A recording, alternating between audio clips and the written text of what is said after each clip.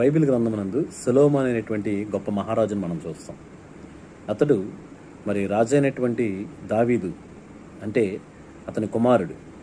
కాబట్టి సొలొమోనుకి రాజైనటువంటి దావీదు సింహాసనాన్ని ఇచ్చినప్పుడు దావీదు ఇంచుమించు 40 సంవత్సరాలు ఆ యొక్క రాజ్యాన్ని పరిపాలించాడు. కానీ తండ్రి 40 సంవత్సరాల రాజ్యాన్ని పరిపాలించాడు కదని చెప్పి తండ్రిని మరి అడగకుండా, ఎటువంటి యుద్ధ విద్యలు కూడా తండ్రిని అడగకుండా మరి సొలొమోను తండ్రి అయినటువంటి దేవునికి ప్రార్థన చేశాడు, నాకు జ్ఞానాన్ని ఇవ్వు ప్రభువా అని.